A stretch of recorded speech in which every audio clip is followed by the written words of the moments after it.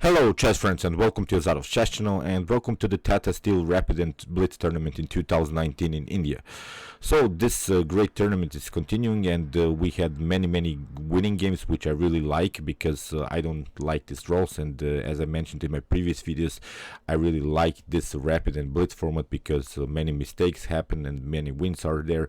So this is really something great to see. So but of course in this Rapid or Blitz or even in this casual time format, Magnus Carlsen is still the best, and I wanted to show you also this current standings of this tournament. Here Magnus Carlsen with 10 points, Wesley So and Hikaru Nakamura with 7 points. So Magnus is playing really great. He has now 4 wins and only 2 draws out of this possible 6 games, and he played really aggressively also with the black pieces. And today he faced Anish Giri with the black pieces, and there was a funny thing which happened a couple of months ago. Anish Giri and Magnus Carlsen played the same opening line that we'll see also today, and Magnus Carlsen crushed Anish Giri in 25 moves, and Garry Kasparov mentioned after that game that Garry Kasparov was asked what is he thinking about Magnus Carlsen reaching this 2900 rating. So he said then if Anish Giri is worth 2800, then Magnus Carlsen is worth for sure 2900. Although maybe Magnus Carlsen will never accomplish this, so maybe he'll never be 2900 rated, but he still is worth 2900 because he's winning all of these games. And the problem is that there are no other players like him with such a high rating. So even when he makes a draws, he loses many rating points. So that's why he has to win games in order to maybe get his rating in this classical format to 2900. But today we had a different sideline that was played a couple of months ago, but again Magnus Carlsen played really straightforward, which I really like, and Anish Giri plays really, I think it's too secure chess. He plays only to make moves, to maybe improve the position. He doesn't threatening anything. I think it seems that in this game that I wanted to show you today, Magnus Carlsen hadn't troubles at all. He played, I think, really normal moves. You see, the game will not be a tactical game or something. It won't be a tactical beauty, but Magnus Carlsen will apply a couple of tactical moves with some positional positional understanding, and wins the game very easily. So let's see the game. Here e4 played by Anish Giri, we have c5 played by Carlsen, knight on f3, and now knight on c6. We have bishop on b5, the Najmedinov attack, and I've mentioned many times in my videos that when this happens to you, if you're of course a Sicilian player, don't challenge your opponent with the move a6, because he'll take anyway this knight on c6. So there's no reason to challenge here the bishop immediately. Here Magnus Carlsen plays the move g6. He played this move very often in the World Championship match against Fabiano Caruana. So Fabiano Caruana played very often with white pieces this Najmedinov attack.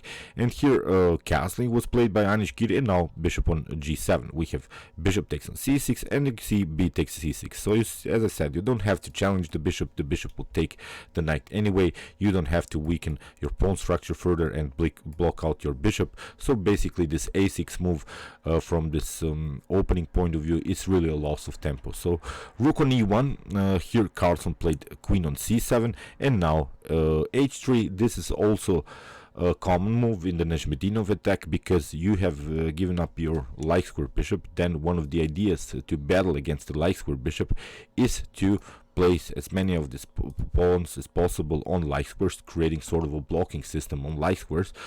But there is a positional problem about this Najmedinov attack, that basically you don't know what to do with your d pawn. If you play d3, it comes with the idea to play sort of a blockade, but it's too positional, it's too slow. I think that's why one of White's ideas is to play c3 and d4, and creating really this very important pawn central control. But here Carlsen played very calm, d6. Now we have the c3 with the preparation to play d4, and it's, I think, a good line for black, because after the move, potential move d4, we will play c takes d4, and we are doubling our pawns, which is the most important thing. Sometimes in these types of variations, this c5 can be a weakness.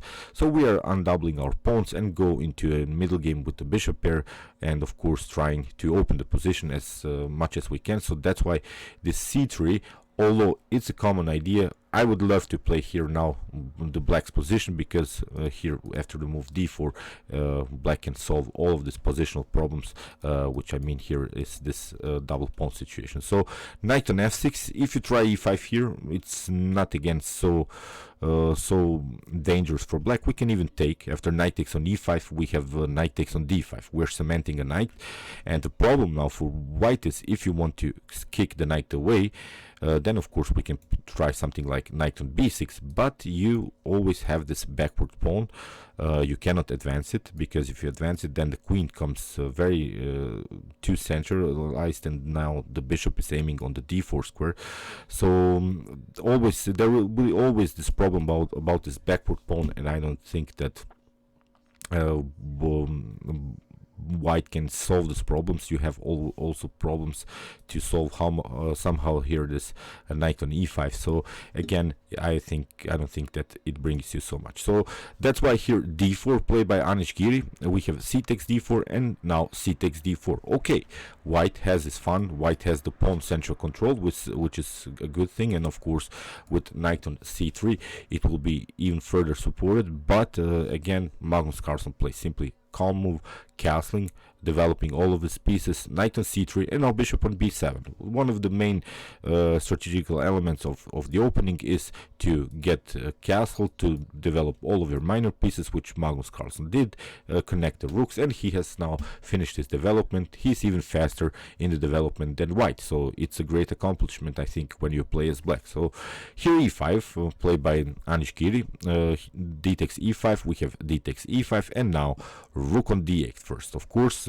getting use of the d file, and of course we want to recapture here with the rook, and we would then have a perfect control on light squares, because we have also the light square bishop. And I just want you to imagine now the same position with the move a6. If you would have played in the beginning, as if you can remember, I said if you play the a6, basically you're blocking out your bishop. So if you could just imagine the position with the bishop, with the a6 move, the light square bishop on b7 would be even further blocked out. So you see, it was very important to stay calm and force white to take your knight on c6 without challenging with the move a6. So queen on c2, now of course knight on d5, we have knight on d5, and you see Anish Giri plays the style, he trades off too many pieces, doesn't play too actively, I think. Rook takes on d5, and okay, he played now e6, but here this move queen on c2 wasn't, I think, the best move that Anish Giri could have played, because it seems that we have some dangerous attacks with knight on b5 and some dangerous discovered attacks on the queen on the c file. But I think maybe queen on a4 is much more powerful, because then you can change here the direction of the attack, play queen on h5, and then maybe try dangerous attacks with bishop on h6 and knight on g5. Of course, it has to be more prepared. You have to develop also your rook on a1, but that could be, I think, a tactical possibility here to somehow attack black, to create really some dynamics in the game with queen on a4, and then changing the direction with queen on h4 would be, I think, very dangerous. Here again, queen on c2 seem too passive. Here knight on d5 played by Carlsen, knight takes, and rook takes on d5, simply trading off the pieces. And now e6, of course you cannot take, then the rook comes into the game, and you have this weakness on e7, and f5 is also not good, because the knight can come here maybe on g5, and then really on a dangerous square here on f7. The rook is supporting the this e6 pawn, so it could be also very dangerous. So that's why Magnus plays, of course, the correct move, f6, restricting this knight's ability to play. The knight cannot jump on active squares. Basically, this knight is paralyzed on f3. So here bishop on e3, a5 played by Carlsen, and now we have bishop on c5. Again, a slight inaccuracy played by by Anish Giri. It seems also natural that, of course, when you're playing with the bishop and the knight against two bishops, you want to create sort of a blocking system. But here, bishop on c5, again too passive. I think you can create this blocking system with rook from a to c1 also, because you cannot advance the c pawn anyway, because you simply lose it, and that's the problem. So including another attacker into the game is much more important than immediately here to play the move bishop on c5, because after rook on c8 you have to play the rook on c8 in order to defend somehow this c6 weakness. And with this a5 move, Magnus Carlsen also showed his opponent that he is going to probably play bishop on a6 and get use of this very important diagonal. So this a5 move was really sort of a showing cards move, and I think Anish Giri didn't recognize the moment, and he played bishop on c5, and now Magnus played simply bishop on a6. Now rook on c1. Okay, we have rook on bishop on h6 attacking the rook on c1, and here you see again you're playing with the same bishop. You have already played with the bishop on this idea, and now Magnus simply took. And here is your question, with which piece to take. Should I take here with the rook or with the pawn? If I take with the pawn, we have double pawn situation. If I take with rook, we have support of the rook of this e6. But this is really a paradoxical thing. Now the best way here is to take with the f pawn, not with the rook, because now white has the possibility to create sort of a blocking system. A blocking system is a system in which you're using many pieces and pawns in order to create a static position. So the knights love really the static positions. The bishops love dynamic and open positions. So here, after potential, I don't know, maybe rook on d6, you can play knight on d4, and you have created an outpost of the knight, which is very important, and the knight cannot be kicked away with potential c5 moves, because we have played the battery on the c file. So this knight will be so dominant in the center. And again, you see Anish Giri didn't play the most accurate moves here. In the continuation, maybe queen on b6 can be played, and now b3 protecting our b2 pawn, and now after rook on c8, now to play queen on c5, as I said, creating really this blocking system. The pawns here can never advance. This pawn is very annoying, too hard to battle against this pawn, and now maybe try here to slowly advance this pawn, something like a3 b4. So this would be a perfect blockade that Anish Giri could have played, and he took with the rook on e3, and this allows now Magnus Carlsen to advance the pawn. So here in this position, Anish Giri hasn't secured the blockade. Now the pawn can move further and even to c4. So rook on d1. Now of course rook on d8 by Carlsen, getting use of the d file, because the rook has left the first rank, and basically Anish Giri has lost the battle on the d file. And as I said, if he would have taken here this pawn with the piece here with the pawn on e3, then he could have secured this blockade with the move d4. Now Magnus Carlsen takes the advantage in the game and gets it through the d file. So rook takes on d5, rook takes on d5. Again, Anish Giri is trying to simplify the position to trade off pieces. It's not so good. After queen on a4, now Magnus plays queen on d8, and you see everything is very well glued together. The rook and the queen are building this very nice battery on the d file. The queen is protecting this pawn. This pawn can advance because the bishop is aiming on this light square diagonal. This knight is still out of game, doesn't have good squares. It cannot jump, of course, on d2. It cannot jump on the first rank because we have some pinning chances. So this knight is out of game. On the other hand, this bishop is perfectly fine. Rook on e1, we have king on g7. Very nice move, improving the position of the king, not allowing some queen on e8 possibilities, because we want to play now freely with our queen. And again, here rook on, as I said, rook on e1 was played by Anish Giri. Again, he didn't play maybe just any attack. He could have played maybe queen on c6, at least forcing Magnus Carlsen to do something. Here he could have played maybe bishop on c4, and now maybe queen on a4, again attacking the bishop. Now bishop on d3.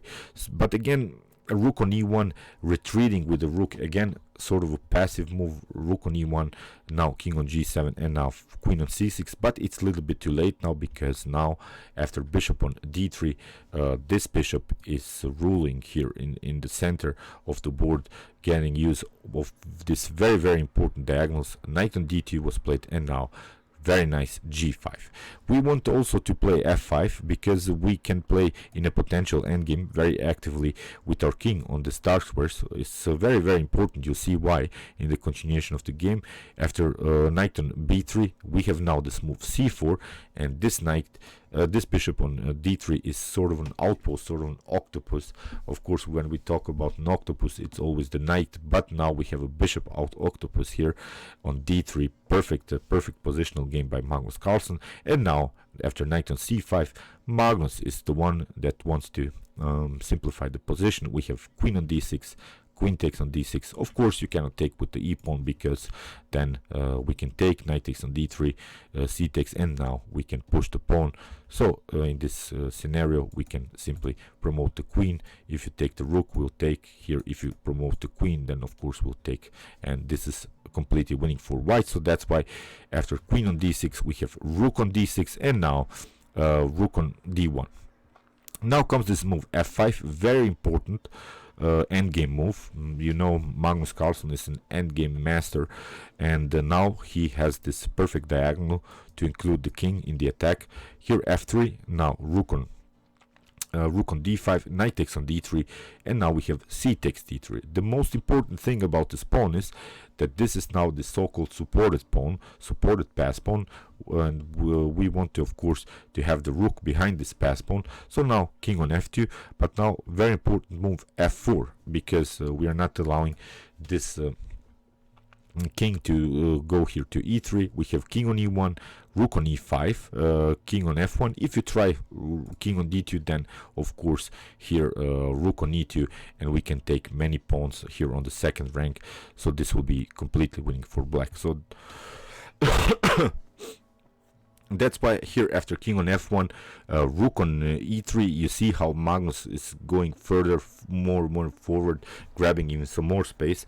Rook on e1, and now Magnus goes king on f6. Of course, if you take, then we have two connected pass pawns, and this would be completely losing. So that's why king on f2. Now we have rook takes on e6, very nice. Rook takes on e6, king takes on e6. We have king on e1, and now of course king on d5. We have b3. King on d4, we have king on d2, and now Magnus plays a very nice move.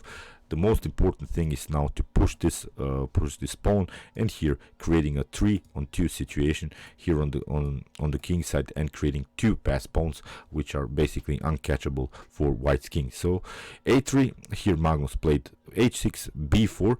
And now a4, very important move, because if you try something like b5 now, then of course king on c5. You see now this endgame here, the king takes on d3, king takes on b5, and now if king on c3, of course you cannot go behind this pawn. Then you get this one, and we can take this a3 pawn and promote this one to the queen. So that's why you would be forced to play something like here king on c3, but now king on c5 would be idea, king on d3, and now king on e5. Now if the king moves, now the most important thing is to play e4, and now we can create here again a pass pawn situation. This will be again a completely winning endgame here for black. So in the game, king on d1 was played, but now Magnus played simply king on c4. We have king on d2, and now h5. It's sort of a tempo move. Now we're forcing white to do something. We have king on d1, and now king on d4, king on d2, and now h5. We have b5 by Anish Giri, because he doesn't have any more moves. And now c5, we have king takes on d3, now king takes on b5, and now comes this move king on e4, but now king on c4. Here king takes, now of course king on b3, going after the pawn, and now very nice endgame technique here by Magnus Carlsen.